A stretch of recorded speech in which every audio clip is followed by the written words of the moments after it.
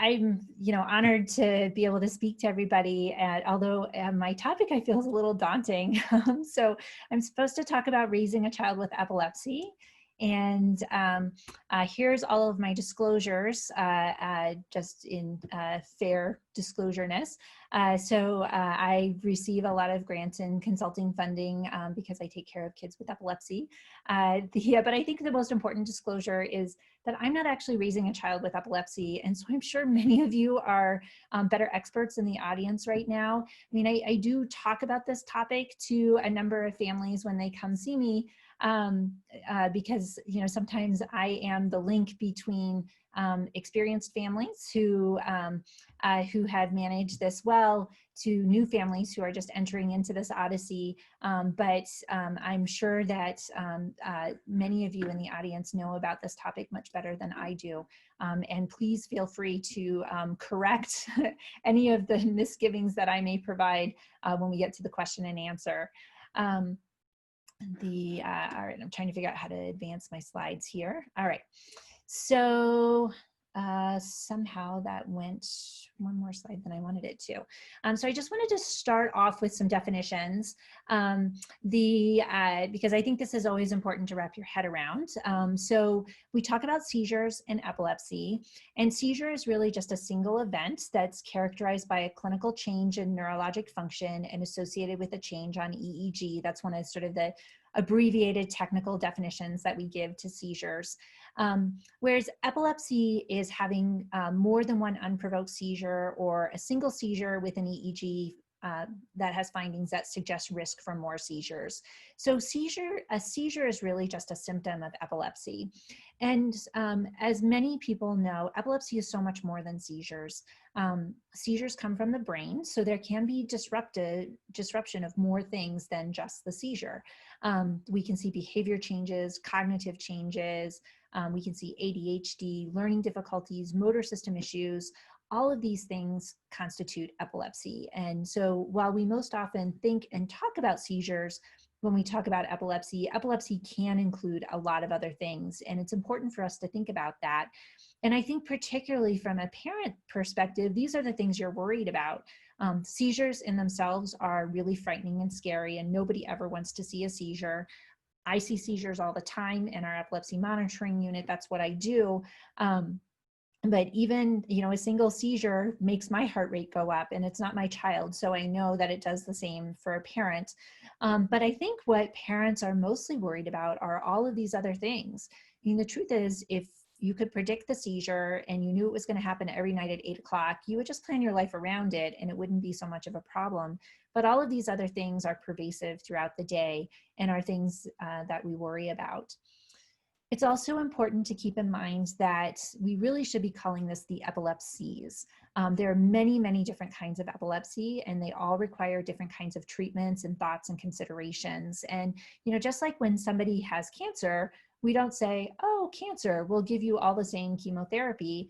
We start to say, what kind of cancer do you have? And even when we define it by a location, so you have cancer of the blood, but what kind of cancer of the blood? Because there's lots of different types. And that's really important with epilepsy as well.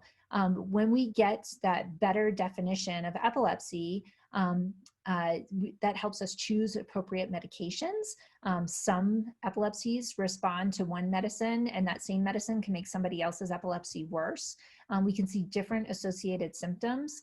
Sometimes we can help prognosticate about what to expect in the future based on the epilepsy. And we can also talk about risk for epilepsy and other symptoms in the family. So it's really important to know what kind of epilepsy your child has. And that's a really important question to ask your doctor to try and narrow that down.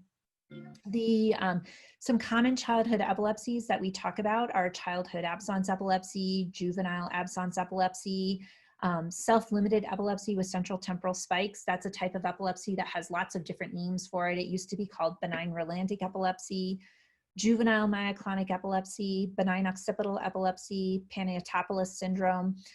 These are many of the common childhood epilepsies that often have fewer impacts on cognition and thinking, although we think about that with every type of epilepsy that we see, and that's not always true for each individual child. And some of these are epilepsies that we know that children will outgrow as they get older. So for instance, childhood absence epilepsy usually goes away as children go through puberty, as does selects, whereas juvenile myoclonic epilepsy usually presents as children are going through puberty. So we know, so we can prognosticate as we get into some of these specific diagnoses. We also know that we have what are called age-related epileptic encephalopathies. These are epilepsy syndromes that we know are almost universally associated with an alteration of underlying function. Some examples of these are West syndrome or infantile spasms, Dravet syndrome, Lennox-Gastaut syndrome. And we treat each of these different types of epilepsies very different. And so it's really important to understand what type of epilepsy you have. On top of that, within these epilepsy syndromes, we also are learning more and more about genetics. And I love this diagram by Ingo Helbig from CHOP, Children's Hospital of Philadelphia, because it shows how much we've learned about epilepsy and how we're learning so much more about the genetics over the last couple of years, that we've identified all of these different genes. And you know, sometimes we're in a situation where we identify a gene and we can't really tell a lot about prognostication because we're just learning about this so quickly. But I think it's really exciting that we're able to create these more specific diagnoses for our patients, and hopefully for some of these someday we're actually able to come up with more refined treatment. And we do see that for some of these genetic epilepsies already. So for example, Dravet syndrome, which is often associated with SCN1A, which was described all the way back here, we have some specific medications that we know work best in this population. And we also are starting to see some gene modulatory therapies come out for that particular diagnosis.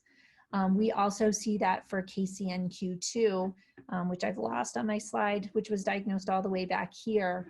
But we're starting to see that for some of our newer genes here as well, that are coming out. And actually, I just want to point out that this only goes to 2016. I think if we were to add on the genes that have been discovered in the last 4 years, this really would be a straight line up, and I wouldn't be able to get it all on my slide. So I'm glad that we don't have that updated slide today. I think from a family standpoint, it's also really important to know that your neurologist is your partner. And if you don't think your neurologist is your partner, you should find a new one, because you really are working together to do the best thing for your child. The things that you can do to help your neurologist is describe the events that you see when you go in to see them. And we find that this is often much better than trying to classify them. We do have a seizure classification system. It's constantly in revision because it's not a perfect system. We also know that not everybody fits into the buckets in our classification system. So the thing that is often most helpful is just to describe what you're seeing. What's even more helpful, and this has been hugely helpful in my practice in the last 10 years, is taking a video of the event. Many times we can look at the video, and I think we know we could all stand around and look at a painting and write a paper about that painting and the description of that painting, and all of our papers would read a little bit differently. But if we took a snapshot of the painting, for the most part, they're all going to look pretty similar. And that's why video is really, really helpful. That way I know I'm seeing exactly what you're seeing, and then we can talk through it and better try to figure out what type of seizure it is, whether it's a seizure or not, because sometimes that's the question, and how to best manage it. It's also really helpful to bring a list of questions. I sometimes have families who apologize because they have this long list of questions, but when you bring a list of questions, then I know I've answered all of your concerns as best I can. And you know, we really don't mind going through that. We're your partner, and we want to make sure that you understand everything about your child's epilepsy that you can, because that just helps us work better together.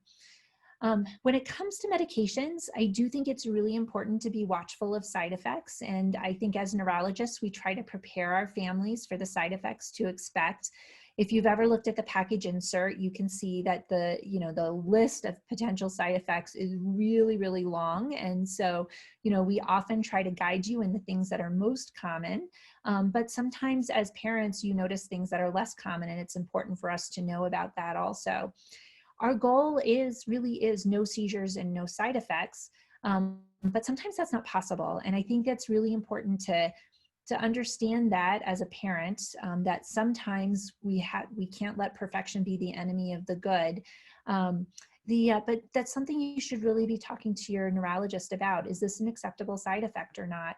Sometimes a side effect is a benefit. You know, sometimes when we use a medicine that makes somebody sleepy, if we can just dose it at bedtime, it actually helps the child get to sleep a little bit better at night. And so sometimes those side effects may be to our benefit, but it's really important to have that ongoing conversation with your neurologist so that you can best manage your child's epilepsy and their side effects. I think as a parent, one of the things to keep in mind are seizure triggers, and I've listed some of the common ones here. Illness is a very common trigger that we see. Sleep deprivation is also something really common. Sometimes it's not avoidable, but recognizing if it's a trigger for your child helps you manage your day a little bit better and try to avoid some of those things. Stress is a common trigger as well. Sometimes we have the unfortunate experience where when kids get in trouble, they have a seizure. That's something that it can be really difficult to manage because we know if you don't put normal boundaries around your children's behavior, their behavior tends to get worse, but it's really hard as a parent to punish your child and put those boundaries around it if they have a seizure every time you try to punish them. And that's something that it can be really helpful to talk to your neurologist about to come up with different strategies. I think it's also important to keep in mind that excitement is also a form of stress. And many kids have more excitement in their life than they have those actual stresses in their life. You know, they don't have to worry about paying the bills or getting things done on time. But you know, things like birthdays and holidays are really exciting, and that's a good kind of stress, but can also be a stress for a child. And we do often see seizures in that setting for birthdays and holidays. And that's also a helpful thing to talk to your neurologist about if you're noticing that as a stress, so that we can come up with some ways to manage it. And sometimes it's just managing expectations around the day you know, trying to balance that level of excitement, trying to avoid surprises. Surprises are good, but that's also can sometimes be stressful for a child. So some children do better when they don't have surprises on those days. And sometimes we actually do need to adjust medication so that we can get through a birthday party without having a seizure. And I think that's a very reasonable thing to do. You know, we want kids to be able to enjoy the good things in life also, and hopefully without a seizure. And so that's something where you really can work with your neurologist about how to best manage that. Overall fatigue can also cause seizures. And I kind of think of fatigue as a little bit different than sleep deprivation. Sleep deprivation is where, you know, you usually sleep 8 hours, but you only got 6 hours of sleep last night. And so you may feel fatigued from that. But you can also be fatigued from having a busy day at the park or a busy day at the zoo or a busy day at Elitch's. And so those are some things to watch out for, that you're avoiding some of those fatigues. And it doesn't mean that you don't go to Elitch's. It means that you go to Elitch's for half a day, or you take a nap and go later in the day so that you're a little well rested instead of making it a 12-hour day at Elitch's. Heat is a provoker for some patients as well. And so that's always something to watch out for. You know, avoiding being out in the sun or getting overheated can be really helpful. I think we also have to make sure that we're not attributing seizure triggers to things that don't really exist. So if you find yourself in a situation where you know, every seizure your child has, you're looking for a trigger, and you end up with a list of, you know, 50 different things that are potential triggers, that probably isn't a trigger for your child's seizures. We always, anytime we have a breakthrough seizure, we always want to try to figure out, why did this happen? And sometimes there really isn't a clear trigger. Sometimes seizures just happen. And that's what's really crummy about seizures, is they're unpredictable. And so while we do want to make sure we identify triggers, because that can be a way, a non-medication way of managing seizures and leading to better seizure control, we also want to make sure that we're not eliminating absolutely everything from a child's life because it might be a possible trigger, and we've really been attributing some seizures to triggers that don't actually exist. I do want to talk a little bit about illness because it's more than just a trigger for seizures. There's some things that can happen with illness that that may actually need a little bit more intervention. The first thing is medication interactions. If any new medications are being prescribed, and these are most often antibiotics, it's always good to ask both your provider and your pharmacist about interactions. The pharmacist can actually usually look this up. Sometimes there are known interactions that can't be avoided, but sometimes there may be other options to figure it out. And if you feel like you're not getting good answers, you can always call your neurologist office and we can look it up for you as well. We are the experts in anti-seizure medications, and so we may have a good sense of, yes, that's listed as an interaction, but we don't see it very often, or you know what, this is not really listed as an interaction, but this is something that we've been seeing more recently. Illness and fever are common provokers of seizures, and it's important to be prepared. So if you think that illness is about to occur, or you're worried that, you know, the family is coming down with something, that's always a good time to double check your rescue medicines to make sure that you have those available and that they're not out of date and that everybody knows how to use them. One of the tricky things for children on anti-seizure medications is when there's vomiting associated with the illness. And so some good rules of thumb are that if somebody vomits within 30 minutes of their medication, we would recommend just redosing the medication when you think they're able to keep it down. So that may not be right away, it may be an hour or so later, but we would recommend fully redosing that medication. If it's been more than 30 minutes, but you're seeing a whole pill in the emesis, then we would also recommend redosing the medication. As we get further out though, we don't recommend redosing medication because you probably have had some absorption of that medication. If the child's not able to take medications, that can get really tricky. What we recommend are trying small sips of water or Gatorade, and by small sips, I mean like 5 mLs of water, waiting 5 to 10 minutes, and then doing another 5 mLs of water. So it's very slowly getting absorbed in the stomach. If that can be tolerated, then we would recommend trying to give medications one at a time, but probably separating it by about 30 minutes so that we don't have a big bolus of medicine sitting in the stomach. We just have little bits at a time sitting in the stomach. And hopefully in that way, we can get the medication absorbed so that we are less likely to see seizures. Sometimes, and we all know that sometimes these vomiting illnesses, they just take on a life of their own and we just can't get medications in. And sometimes we actually do have to consider IV medications in the emergency room. It's always good to call your neurologist office to find out if that's an option. And they can also help call the emergency room and let them know that you're on the way and why you're there. Because you're not really there so much for hydration and vomiting. You're really there to get your medications. And we want to make sure that the emergency room can help manage you in the best way that you need.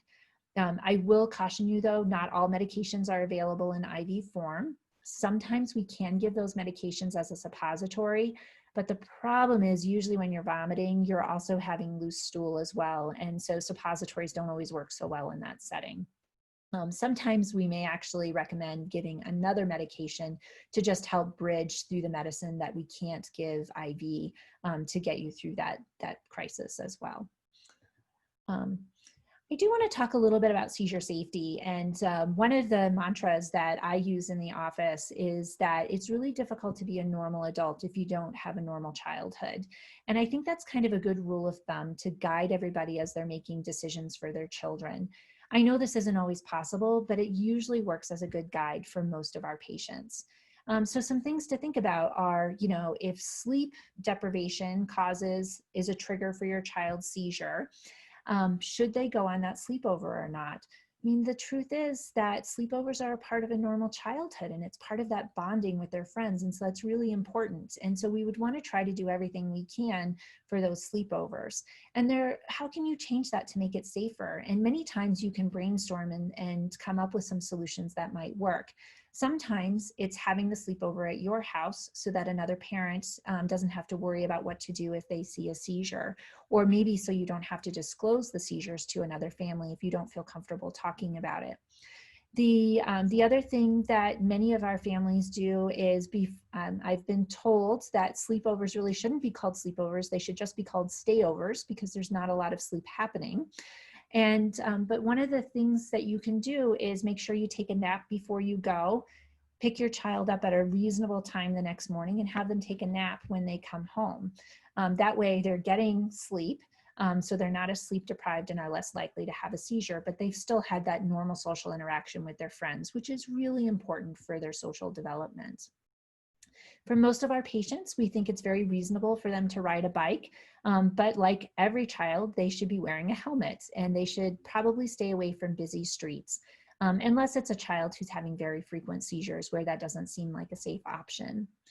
One of the questions that comes up a lot in Colorado is whether people with seizures can ski. We allow many of our patients to ski. We recommend that they don't take a ski lift on their own, and there actually are some belts that can be used on the ski lift for a child who's at great risk of having seizures on the ski lift to keep them safe. So there are several options to allow some of those things to happen.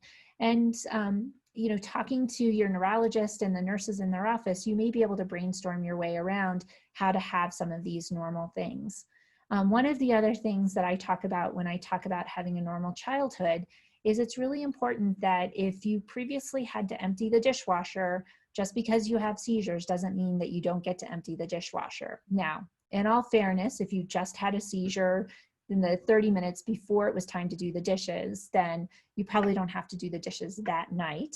But the next night, if you're feeling fine, you have to go back to having those normal expectations. And it really gets back to, if you don't have a normal childhood, it's really difficult to be a normal adult. And so, you know, those obligations of getting your homework done and taking out the trash and doing the dishes and keeping your room clean should all be expectations as best as a child's ability can to do those things. Water actually is something that we do want to be very careful around. And so I just want to talk about a couple of things surrounding water. We generally recommend that showers are safer than a bath for children. If the children are still, you know, they just like having a bath, or they're still at the age where a bath is more appropriate, we just want to make sure that they have supervision during that time, as having a seizure in water can be really dangerous. One of the things that we recommend families check in their showers is the drain. Some of our showers have drains that have a drain cover that goes down and stops the water from going down the drain. And if that's the type of drain cover that your shower has, it may be safer to take that out and replace it. And the risk here is that if somebody were to slip and fall or have a seizure in that shower and accidentally close that drain, then the tub is going to fill up with water and create a dangerous situation where somebody could submerge in the water. So that's a sort of a hidden danger for people to check on. The bathrooms tend to be dangerous places. They are usually the smallest rooms in our house, and they have lots of hard fixtures in them between the counters and the toilet and the bathtub. Those are really hard things to bump your head on. And so we often recommend that that people instill really good bathroom door rules so that children don't feel like they have to lock the bathroom door for privacy. So making sure that everybody understands they have to knock before they go in the bathroom so that nobody feels like they have to actually lock the door. And I've had some families tell me that they've changed their door so that it actually opens out into the hallway instead of into the bathroom, so that they're better able to get into the bathroom in case something were to happen. We also recommend supervision at the pool. Everybody, you know, hopefully you know your pool best, but I'm always a little bit concerned about the teenage lifeguard. And I have to admit, my children have been lifeguards, and they are that teenage lifeguard, and I think they do a really good job. But I think it's a little bit risky to have that lifeguard be the only person who's watching for your child to have a seizure in the water. So for a child who has frequent seizures in the water, it may be better to actually put some flotation devices on them with a life jacket and making sure that you're within arm's reach all the time. For a child who has rare seizures, I just think it's more important that somebody else other than the lifeguard also has eyes on them. It's your child and you recognize their seizures best, and it can be really difficult for that lifeguard to understand the difference between goofing around and starting to have a seizure. And we want to make sure we identify it before somebody goes, gets submerged fully in the water and actually aspirates some of that water. So that's a place that requires a little bit of extra caution. One of the questions that comes up is, what do you tell your child? And I think this is a really tricky thing, but it's really important to be honest, because in the long run, you want your child to come to you with the questions that they may have about their disorder. You need to make sure you use words that they can understand, and this may be very different at younger ages than older ages. And the Epilepsy Foundation has lots of resources that can help you have this discussion with your child. One of the other words of advice I have is that when your child does ask a question, I would make sure you know what they're asking before you answer. And I think this is just like other sensitive topics, such as, where do babies come from? When your 5-year-old asks where babies come from, it's really important to figure out what is it are they really asking. And it may be that they just want to know, did the baby come from the hospital or the grocery store? And that's a very different answer than what you might give when a 12-year-old asks you where babies come from. And this is no different. So it's really important when your child's asking you a question that you ask them, try to define a little bit more what it is they're asking before you accidentally tell them a little more than they actually wanted to hear. And feel free to look for help if needed. There's some very good resources out there. There's some good websites that have really good information, and the Epilepsy Foundation is always a great resource of information to provide to your child. The goal in the long run is for your child to trust that you have the answers. Until it's aged and developmentally appropriate, you want to make sure you're giving them the answer that they're actually asking for. I have seen some rare situations where families have tried not to disclose to their child what's happening. And usually when we ask the children in that situation what they think is wrong, it turns out that their imagination is far worse than what is actually occurring. So what about siblings? What do you tell siblings?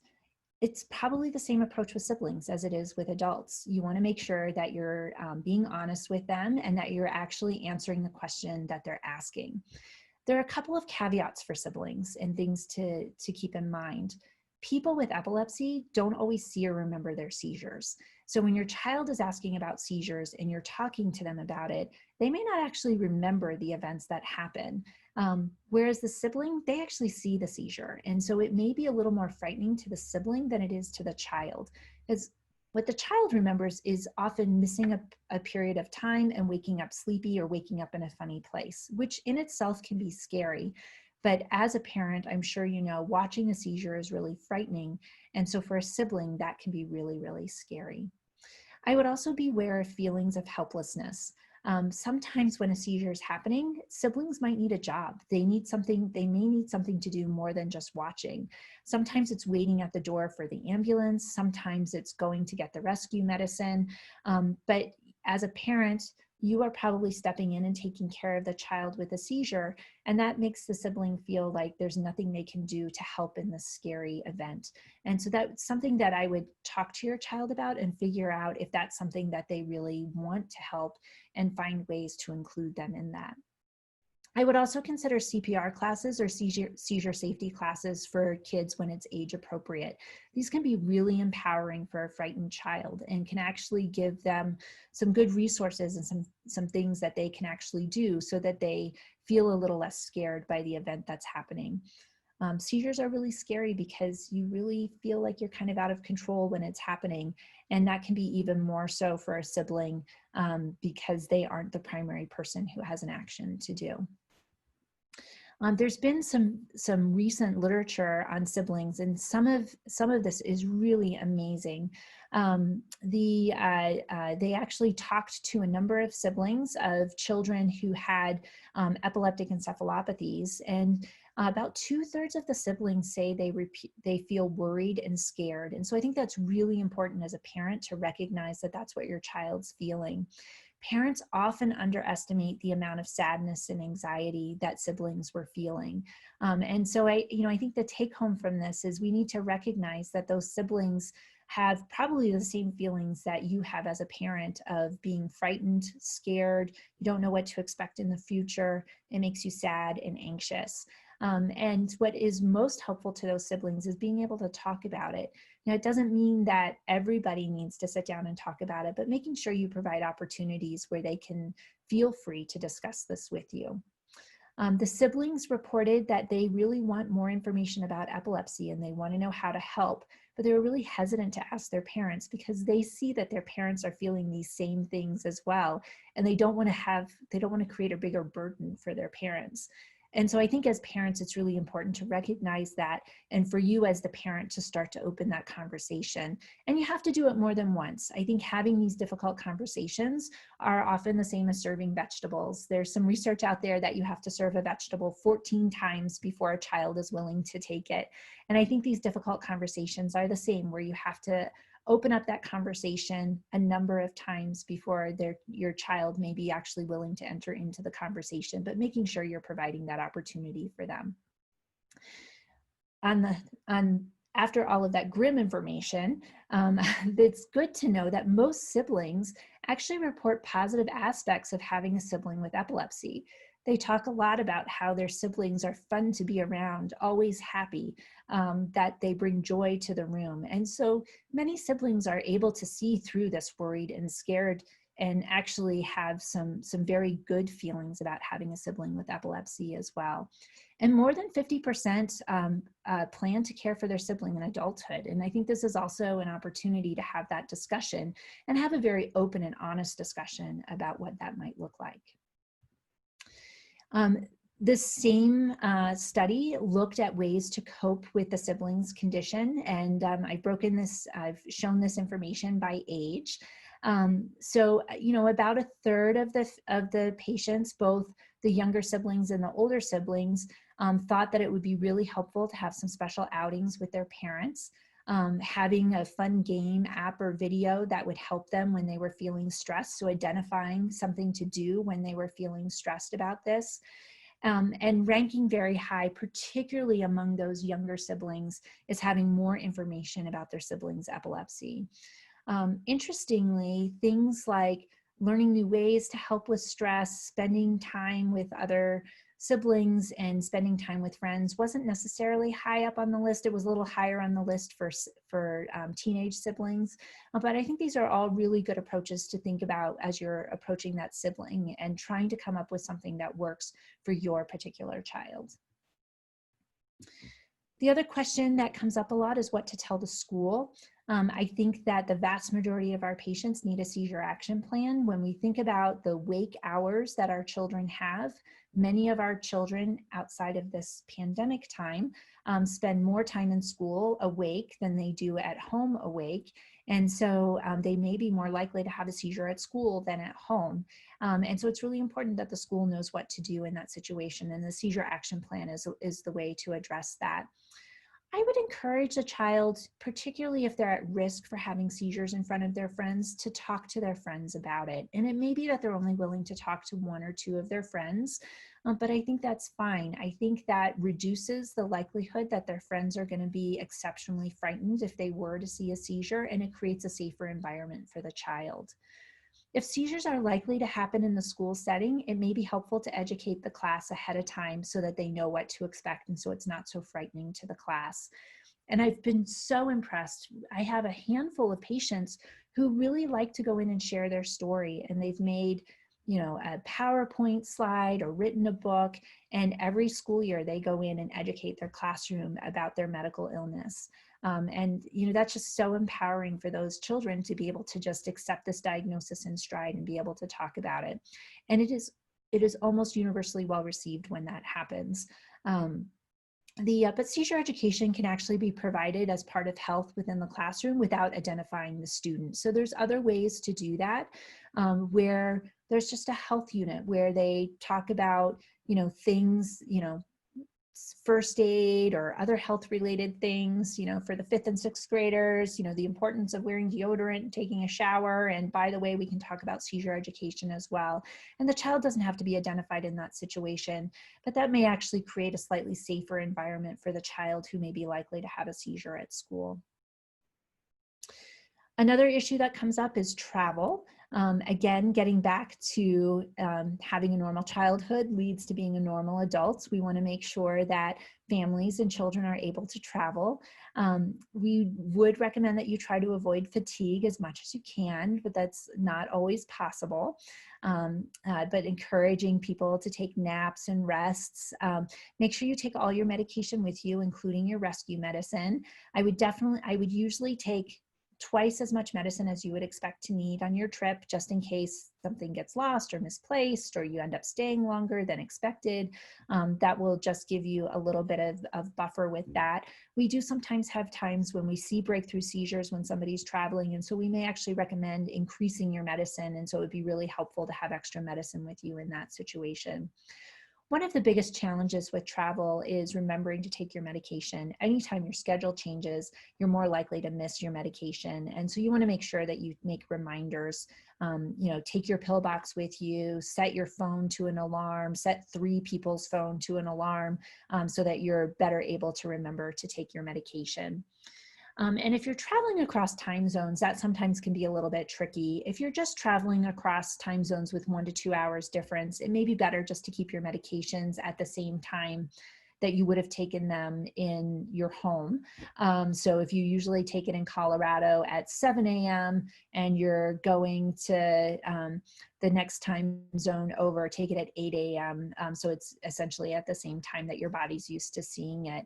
It can be a little bit trickier if you're doing intercontinental travel, and that's the time when I would recommend paying attention more to the intervals between the doses rather than the actual times that you're taking things. So if you're traveling to a time zone that's 7 or 8 hours away, you may just want to set your timer for 12 hours so that you can take your next medicine around 12 hours. If you're going to be there for a while, gradually adjust it to something that seems more reasonable. We don't want people waking up at 2 in the morning when they're on vacation to take their medication, but we also want to make sure that while you're getting there that you don't actually miss a dose of your medication. I would be remiss if I didn't acknowledge some of the family impact of epilepsy. There's been some great work that's been done in this area. We know that we can see high stress in caregivers with problems with relationships, fear, uncertainty, sleep problems. Grief has come out in particularly in one of the studies. Parents can have sleep deprivation, reduced mental health, financial burdens, depression, all of things that you should be on the watch for when your child has any medical illness, including epilepsy. We can also see physical impacts as kids get bigger. Sometimes they may not walk as well, and seizure care may be more difficult. It's really easy to pick up a 3-year-old when they have a seizure, but a 13-year-old who's your same height, it gets really difficult if that seizure happens at Target, trying to figure out how to get them back out to the car. Emotional impacts can be significant with anxiety, stress, again, sleep deprivation, the social impact with decreased recreational activity and less time available due to increased care. Again, themes of impact on siblings with less time. Some of the good things that have come out of Pat Gibson's work with siblings is that many siblings tend to be more caring and actually are more likely to go into a health field. So there can be some good impacts on siblings as well. We do worry about financial impact and impact on marriages, but surprisingly 74% report feeling closer together. And so this could be a time of bonding as well. So keep in mind some of these impacts may be good things, not bad things. Pat Gibson is a nurse who runs an epilepsy line on the East Coast, and she started asking people, what's the worst thing about your epilepsy experience? And these are some of the answers that she heard. Fear of the unknown, what's next? Is he going to die? Side effects of medication, feeling isolated, feeling of helplessness while watching a seizure, guilt, loss of the child that they knew, and then some other aspects in 3% of people. So I think, this just, acknowledges what you're feeling is the same as what other people are feeling. And that's important to know that you're not alone in that.